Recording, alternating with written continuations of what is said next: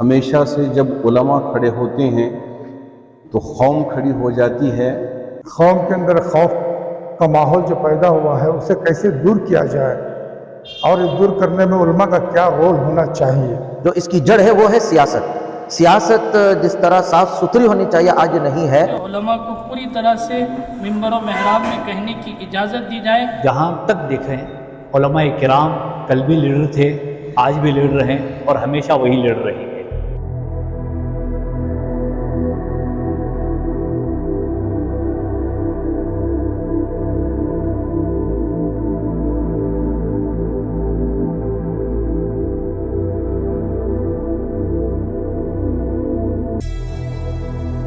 وہ سیاست ہے، اگر شریعت سے اس کو ہٹا دیا جائے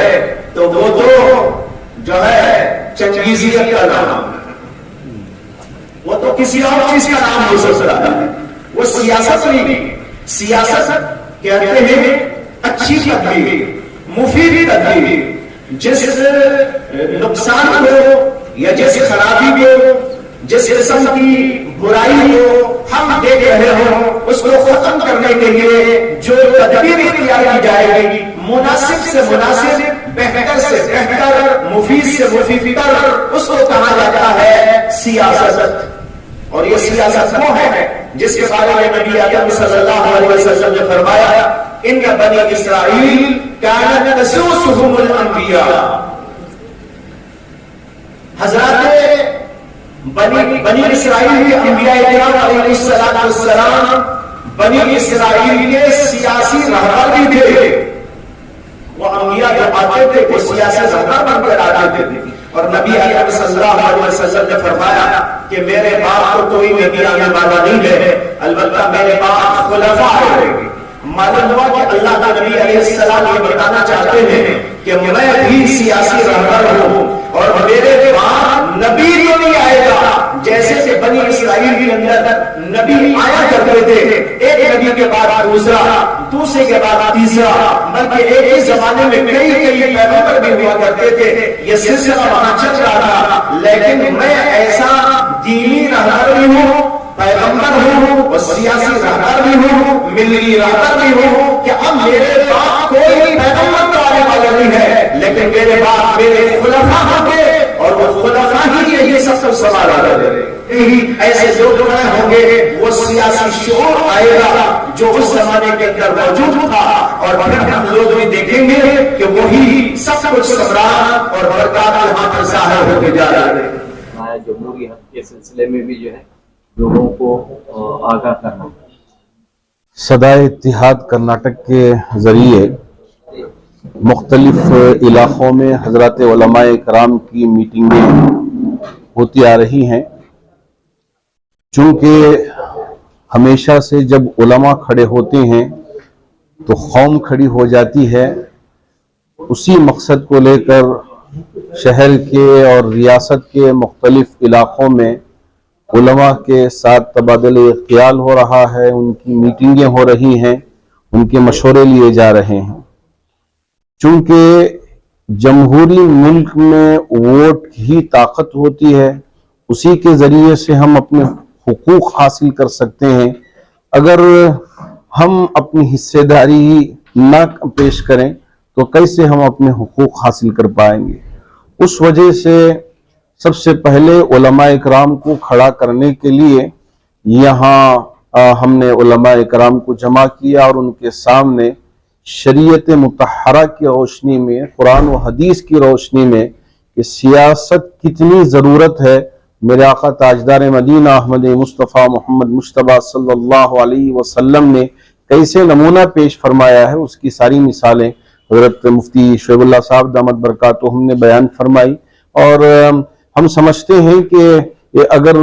اپنے ووٹ کے حق کو صحیح طریقے سے استعمال کریں گے تو تبدیلی لا سکتے ہیں۔ آج کی پروگرام کی کیا تفصیلات ہیں اور کیا مقصد ہے؟ اس سے پہلے نوجوان علماء کو جو جوڑنے کے بعد ان سب کو جو ہے 1 سے 4 جگہ پہلے پروگرام ہو چکا ہے، یہ 5ویں جگہ ہے علماء کے ساتھ، اور اس سے پہلے 2 سیاسی جماعتوں کو بلا کر کے بھی صدائے اتحاد والوں نے کچھ باتیں ان کے سامنے رکھی ہے۔ جو حالات جسے سیاست کہتے ہیں اس کا کیا مقصد ہے اور کیا ہونا چاہیے، اس کے متعلق جو ہے جس طرح سے ایک قوم کے اندر خوف کا ماحول جو پیدا ہوا ہے اسے کیسے دور کیا جائے اور یہ دور کرنے میں علماء کا کیا رول ہونا چاہیے، اس وجہ سے جو ہے آج علماء کو ایک طرح سے ان کی ایک ذمہ داری کو یاد دلانا اور ان کے اندر ایک حوصلہ افزائی پیش کرنے کے لیے صدائے اتحاد کے پروگرام ہو رہے ہیں۔ تو انشاءاللہ آئندہ بھی اسی طرح کے اور جلسے ہوں گے تاکہ تمام شہر کے قریب 1200-1300 مساجد کے ذمہ داروں کو اور وہاں کے علماء کو یہ بات پوری طرح سے ان کے ذہن میں آ جائے کہ ملت کے لیے سب کچھ جب تک مل کر کام نہ کریں تو ملت کا کچھ بھلا نہیں ہو سکتا۔ رہی بات سیاستدانوں کی، وہ اپنی ایک چالاکی کے حساب سے جو بات کرتے ہیں وہ اپنے آپ کو بہت چالاک سمجھتے ہیں۔ ہماری نظر میں علماء سے بڑھ کر کوئی چالاک ہے نہیں، اس لیے علماء کو ان کی ذمہ داری یاد دلا کر کے اس کے اوپر قائم رہنے کے لیے یہ کوشش ہم لوگ صدائے اتحاد سے کر رہے ہیں۔ ہوا ہے اس کڑی کا حصہ ہے، کیا عنوان رہا اور کیسے آپ کی کوشش رہے گی اور آئندہ کا کیا منصوبہ ہے آپ کا؟ السلام علیکم ورحمۃ اللہ وبرکاتہ۔ آج ہمارا 7واں پروگرام ہے بنگلور کو نارتھ ایسٹ ویسٹ اور بنگلور سینٹر میں بھی آج کا یہ پروگرام ہمیں کر کے ہے، اور ہمارے صدر اتحاد کے صدر صاحب اور ہمارے جامع مسجد کے ہمارے نائب صدر مسعود عمران صاحب، انہوں نے سب جنے بھی آ کے ہمارے صدر اتحاد کا بہت ہمارے بنگلور کے علماء نے بھی اور پورے جڑ کے صدر اتحاد کا کام اچھا سے ہو رہا ہے۔ تو علماء کرام کے ذریعے ایک انقلاب آ سکتا ہے، ایک تبدیلی آ سکتی ہے انشاءاللہ۔ وہی ہمیں ایک علماء کرام کے طرف سے ایک بیداری لے کے آ رہے ہیں۔ آج انشاءاللہ ہر بنگلور کے اندر وہ کام چل رہا ہے، انشاءاللہ بہت خوبی سے چل رہا ہے۔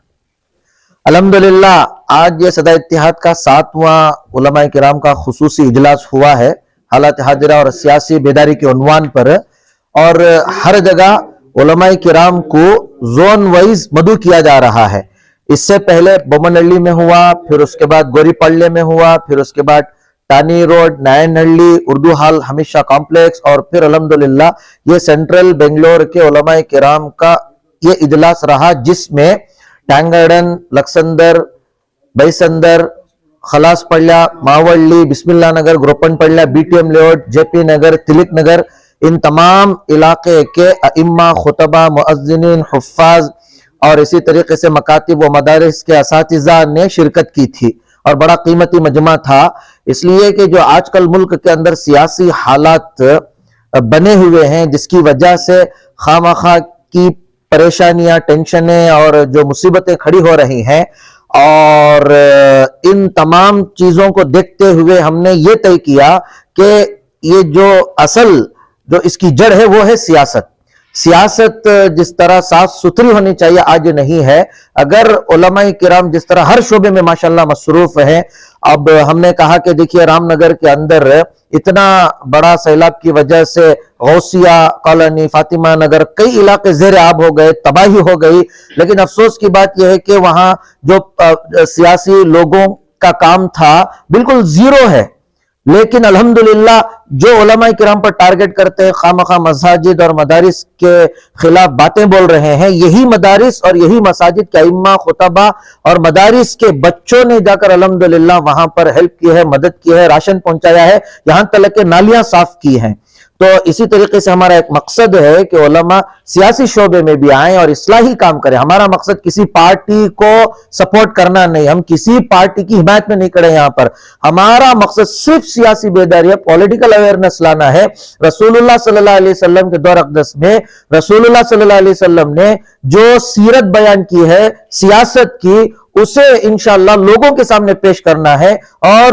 ملک کی گنگا جمونی تہذیب کو باقی رکھتے ہوئے، ڈیموکریسی کو باقی رکھتے ہوئے، جمہوریت کو باقی رکھتے ہوئے، آئین کی حفاظت کرتے ہوئے ہم انشاءاللہ گندی سیاست کا بھی انشاءاللہ صفایا کریں گے، اور اچھی سیاست کو انشاءاللہ ہم لانے کی کوشش کریں گے۔ السلام علیکم۔ آج کا جو موضوع تھا حالات مظاہرہ اور آج کی جو سیاسی حالات ہے उसके अंदर मुसलमान का क्या किरदार, क्या रोल, क्या जवाबदारी और कैसे निभाना है। बात यह है कि हमारे हिंदुस्तान के अंदर कोई राजाई हुकूमत नहीं है या कोई राजा की तरफ से कोई हुकूमत नहीं चल रही है। यहाँ पर आदमी चुन के आता है, पार्टियां चुना के लाती है और उस कैंडिडेट एमएलए बनते हैं या कुछ भी बनते हैं। जब पावर में आते हैं तब जिस मुसलमानों के जरिए जिस सीढ़ी के ऊपर वो चढ़ के ऊपर आते हैं, उन मुसलमानों की कदर उनके पास नहीं बची। इसकी एक वजह है कि हमें जिस तरीके से कमजोर किया जा रहा है, हमें मजबूर किया जा रहा है, हमारे हालात को इस तरीके से लोचा जा रहा है। इसकी वजह ये कि आज सदाए इत्तेहाद जो 12 साल से सभी मसलकों को मिला के इत्तेहाद का काम कर रही थी, और आज ज़रूरत है कि पूरे अवाम के अंदर बेदारी लाई जाए कि आज के जो सियासी हालात है उसमें उलमाओं का रोल क्या होना चाहिए। क्योंकि उलमा जो होते हैं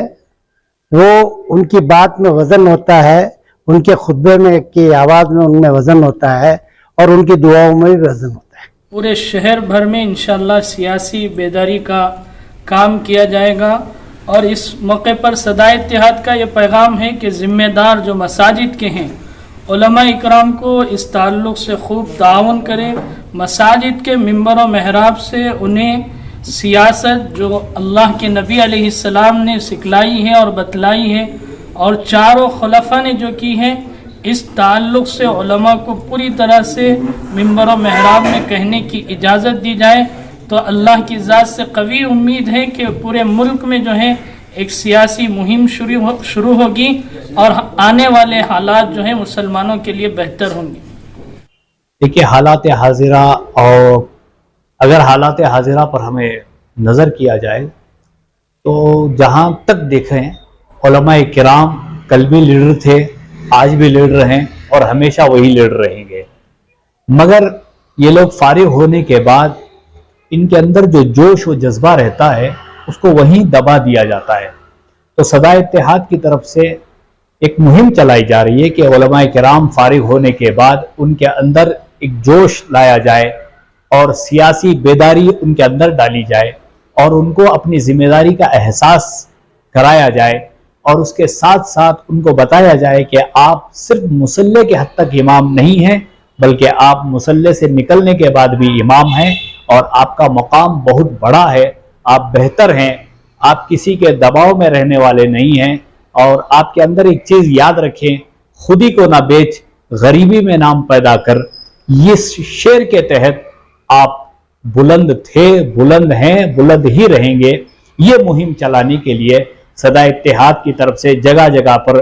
उलमाए किराम की मीटिंग करवाई जा रही है और खुसूसन बिलखुसूस नौजवान उलमा को जमा करके उनको बताया जा रहा है कि आप अपनी जिम्मेदारी का खास ख्याल रखें और इस पर एक होकर मसलकों को,